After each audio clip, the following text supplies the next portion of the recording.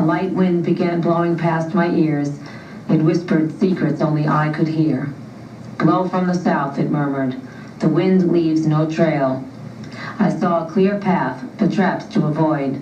The crowd rustled. "Shh, shh," said the corners of the room. The wind blew stronger. "Throw sand from the east to distract him." The night came forward, ready for the sacrifice. The wind hissed louder and louder. "Blow, blow, blow. He cannot see. He is blind now. Make him lean away from the wind so he is easier to knock down." "Check," I said, as the wind roared with laughter. The wind died down to little puffs, my own breath. My mother placed my first trophy next to a new plastic chess set that the neighborhood Tao Society had given to me. As she wiped each piece with a soft cloth, she said, "Next time, win more, lose less." "Ma, it's not how many pieces you lose," I said. "Sometimes you need to lose pieces to get ahead." "Better to lose less, see if you really need." At the next tournament, I won again, but it was my mother who wore the triumphant grin. "Lost 8 pieces this time. Last time was 11. What'd I tell you? Better off lose less." I was annoyed, but I couldn't say anything. I attended more tournaments, each one farther away from home. I won all games in all divisions. The Chinese bakery downstairs from our flat displayed my growing collection of trophies in its window amidst the dust-covered cakes that were never picked up. The day after I won an important regional tournament, the window encased a fresh sheet cake with whipped cream frosting and red script saying, "Congratulations, Waverly Zhang, Chinatown chess champion."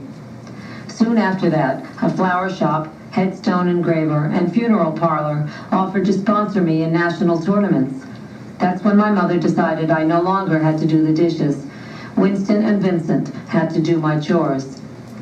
"Why does she get to play and we do all the work?" complained Vincent. "It's new American rules," said my mother. May play, squeeze all her brains out for win chess. You play, worth squeeze towel. By my 9th birthday, I was a national chess champion. I was still some 429 points away from Grand Master status, but I was touted as the great American hope, a child prodigy, and a girl to boot. They ran a photo of me in Life magazine next to a quote in which Bobby Fischer said, "There will never be a woman Grand Master." "Your move, Bobby," said the caption. The day they took the magazine picture, I wore neatly plaited braids clipped with plastic barrettes trimmed with rhinestones. I was playing in a large high school auditorium that echoed with phlegmy coughs and the squeaky rubber knobs of chair legs sliding across freshly waxed wooden floors. Seated across from me was an American man about the same age as Lao Po, maybe 50. I remember that his sweaty brow seemed to weep at my every move. He wore a dark, malodorous suit.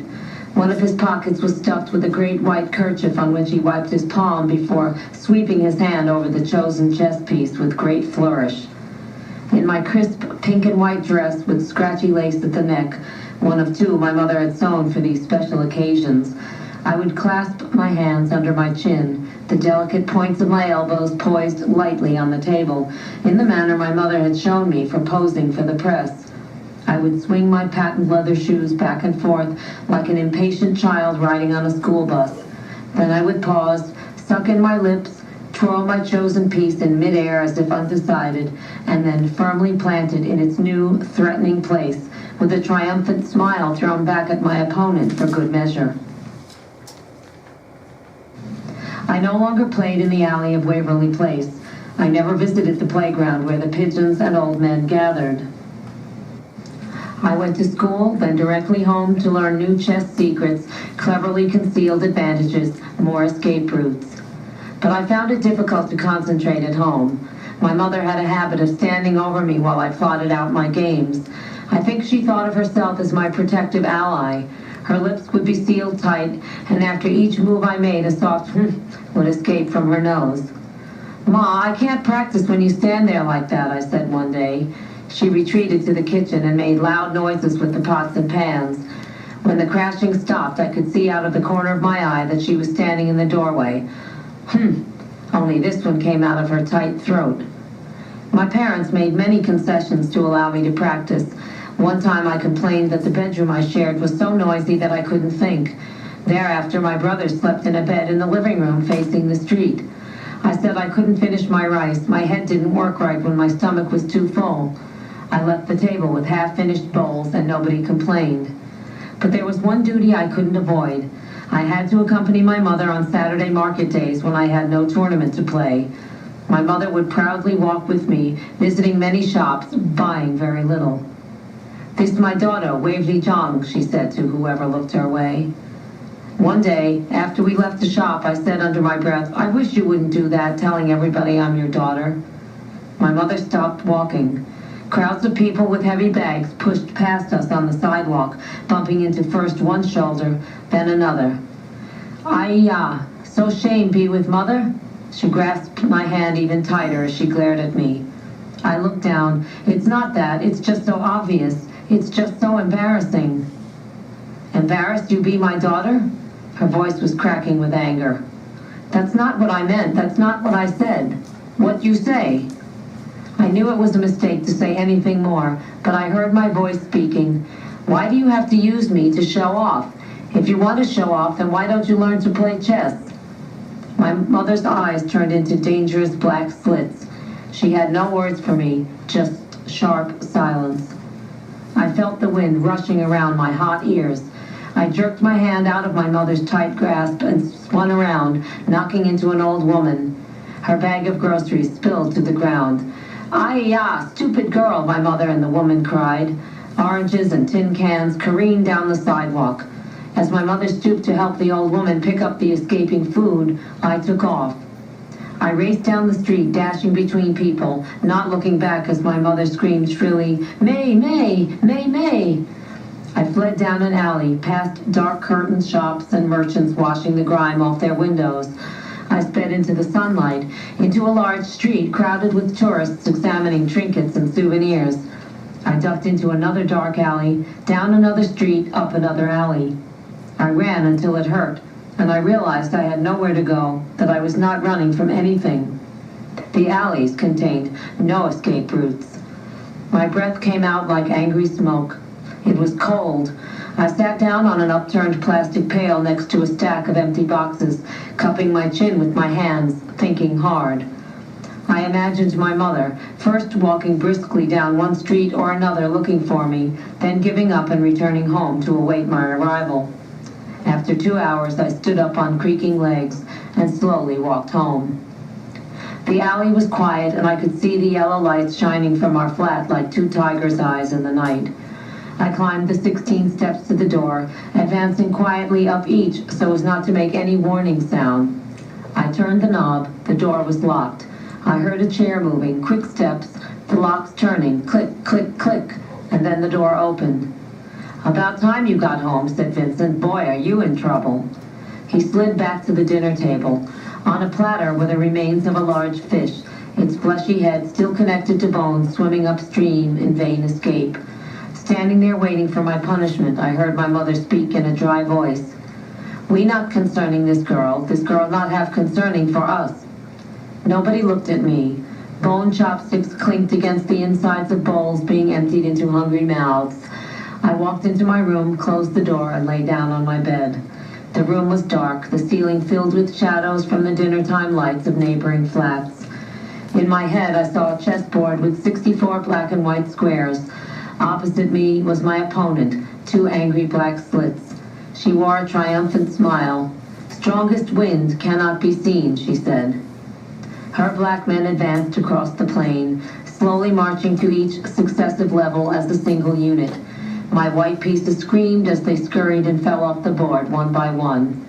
As her men drew closer to my edge, I felt myself growing light. I rose up into the air and flew out the window. Higher and higher above the alley, over the tops of tiled roofs, where I was gathered up by the wind and pushed up toward the night sky until everything below me disappeared, and I was alone. I closed my eyes and pondered my next move. All right, so this is a very interesting story. Let's go ahead and say this for our notes. Of all the texts that we've studied to this point, probably without question, this is one of the more difficult and inaccessible texts for a couple of reasons. Let's list them very quickly. In other words, prior knowledge. One, if you are unfamiliar with the game of chess, right? You, for example, maybe saw somebody playing it once at a park or in a classroom or whatever. Maybe saw it on a movie. You saw the board, you saw the pieces, but you have zero idea about chess. This is a story for you that's a little less accessible because you don't understand the game of chess itself. Let me give you just one classic example of this. On page 327, go to it quickly with me. On page 327, at the end of 2 hours of sitting, wondering what is it I'm going to do next, we're told, Mimi tells us that she is going to come to the alley. The alley's quiet, and I could see the yellow lights shining out from the flat like, and we have an interesting simile, we'll talk more about this one later, 2 tiger's eyes in the night. I climbed the 16 steps to the door. Now, if you are a chess player, the word 16 carries all kinds of meaning for you, because you know that the chessboard is constructed with rows of 8. So 16 immediately is 8 twice, and you understand this is an implied understanding of how chess minds work. You see everything from the perspective of chess, and it sets up totally the final end game, which some have pointed out could actually have been the alternate title of a short story like this, because you know the game of chess. If you don't know the game of chess, then this one's kind of lost. Number 2. If you have never been in Chinatown, either in San Francisco or New York City or elsewhere, there's a lot of this story culturally that's kind of confusing maybe for you. What is going on with children who play in the alley? I mean, is that healthy? Is that okay? And of course the reality is, no. Children who live in Chinatown, that is their kind of life. That is their experience growing up. They have a far different experience than, for example, somebody who grows up in a town of 5,000 in the middle of nowhere, Wyoming, if you get my drift, okay? So in other words, there may be some cultural reasons why this is as well a somewhat inaccessible story. Now, having said that, this is no question a short story where you have a pretty good sense of what goes down. Let's work through the story at level 1 quickly, just to kind of make sure that we feel comfortable with what goes on in the story. I'm with you now on page 317. Notice, we start at 6. The mother is an interesting character. Jot down in your notes, what do you like about this mother? What do you like best about this mother? She maybe reminds you of a mother or two that you've seen or known. I've even had freshmen who say, this mother reminds me a lot of my own mother. Why? Well, notice she kind of has a way of saying things without actually coming right out and saying it, right? Notice she makes observations that are kind of humorous through little proverbs, little sayings, right? Okay?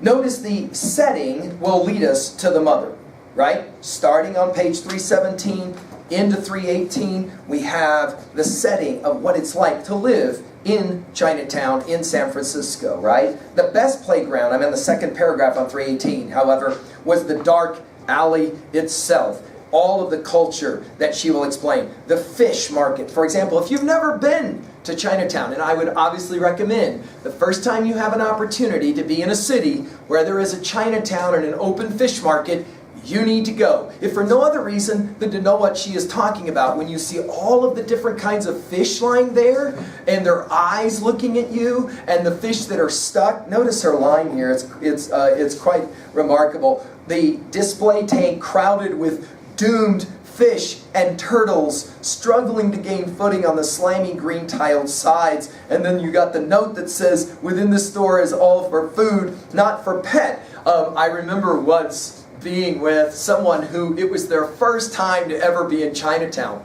And they were blown away by how cute the turtles looked in this large case. They couldn't believe it. They were like, oh, that's so cute. Let's get a couple of turtles and we can have them for pets. And I pointed out, you can buy those turtles, but when you buy those turtles, most of the time, you don't want to let them know you're buying them for pets. Why? Well, they're food.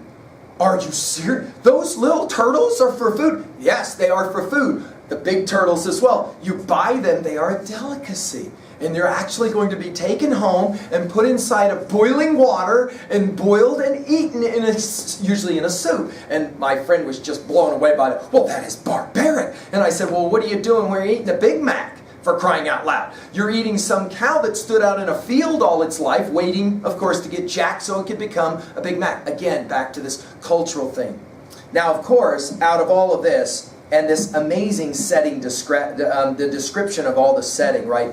We finally get now into the story itself. Notice her engagement with the one Caucasian, right, on page 319. They love to kind of play games with somebody from the outside. By the way, notice I said play games. This is a story, let's put it in our notes, about playing games, but more particularly about understanding, what's the title?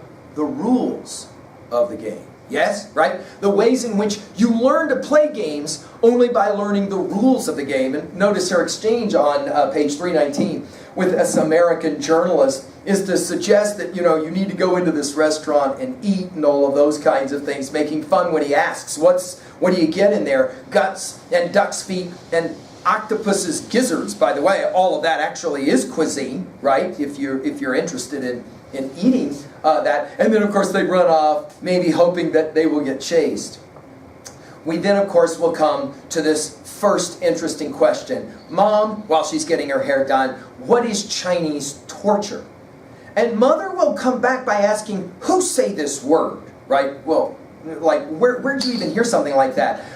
She will come back. Some boy in my class said Chinese people do Chinese torture. And the understanding here is probably that the boy is not Chinese. In other words, he's saying something against the Chinese culture. Chinese torture is what Chinese people do. There's something wrong with you. Notice how Mother responds. Chinese people do many things. She said something.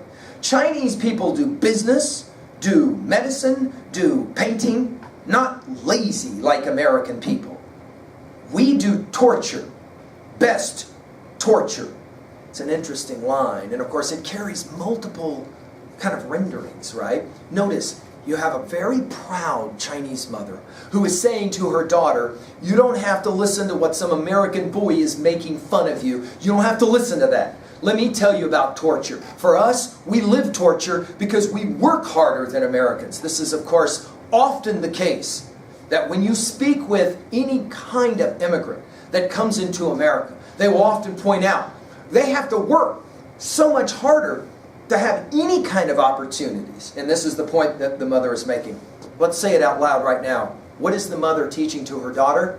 She's going to have an uphill battle when cultures collide, and she's going to have to work all of her life. In other words, for your notes, she won't have the option of being lazy. Won't have that option.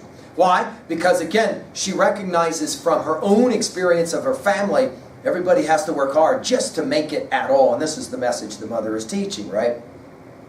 There's a break on 319, and then we get to the real point of the text. That is to say, the chess game. It begins, of course, ironically, through a gift giveaway, where she has to admit that she believes in Jesus Christ, the top of page 320, and obeys her parents, to which she, of course, will respond, yeah. And then there's the question of how to choose, the intelligent way to choose, to try to figure out how can I get the best present. She ends up with lifesavers, Vincent ends up with a chess set, and, of course, you have then the whole dynamic set up, right? Notice the interesting, on page 320, right at the end of the page. When we got home from the giveaway, my mother told Vincent to throw the chess set away. She not want it, we not want it, she said, tossing her head stiffly to the side with a tight, proud smile. Now notice the brilliance of the characterization here. We're learning a lot about this mother. Fiercely proud, telling her son, throw away the chess set. It's clearly been used. If they don't want it, we don't want it. However, no, the children, of course, are going to play the chess. They just got to come up with a couple of pieces, ergo the lifesavers. And you have a very interesting early on discussion about the rules of the game. It will, of course, begin when the young Mimi will ask, can I play? Let me. And, of course, you're going to have an initial response of no. In other words, girls don't play chess. By the way, echoed by an actual line from Bobby Fischer, who actually the greatest grand champion ever in American chess history said, No woman will ever be able to play chess at our level. That is to say, chess is a man's game, not a woman's game. That obviously is hiding very well behind here. So notice, we got multiple culture clash here. Not only do we have Chinese, non-Chinese culture clash, we got males versus females, and she wants, of course, to have an opportunity, right? The rules of the game, right, are explained by Vincent, and then, of course, anybody that's learned chess will remember at 3B, the very first time the rules of the game were explained. You got these odd-looking pieces that play certain kinds of roles. Why does the bishop look that way, and why is it called a bishop? And what's up with the knight? And by the way, we don't actually call them castles, we call them rooks. So even Vincent himself doesn't really completely understand even the names of the pieces, but she asks, well, why? Notice the fun irony of this. Why can't they move more steps? Because they're pawns, right? But why do they go crossways to take other men? Why aren't there any women and children? Children, of course, ask the oddest kinds of strange questions. Think back at 3B, the last time you were taught the rules to a game. Any game. And about those rules, you could say, well, yeah, but why? So, for example, I the other day heard that there was a father who decided to connect with his son by having the son teach him the video game that his son was playing. Immediately, I was told, the father said, frustration mounted for my son, because I kept asking questions about the rules of playing the video game. No, Dad, you can't do that until you do this. Well, that's stupid. Why do you got to... Dad, stop asking me why the rules are the rules. This is the way the game works. No, you just got killed again for the 10,000th time. Well, that's not like, why? I mean, I didn't... Of course, it's intuitive if you know the rules. Let's put it in our notes this way. It's intuitive. It makes all the sense in the world. Why? Because, can we say this out loud? Rules often make no sense. Right? They don't make any sense. In other words, the rules were made before you came along. If you want to play the game, then you learn the rules. Now, already I can tell some of you are starting to think about the end of this story. Being a kid,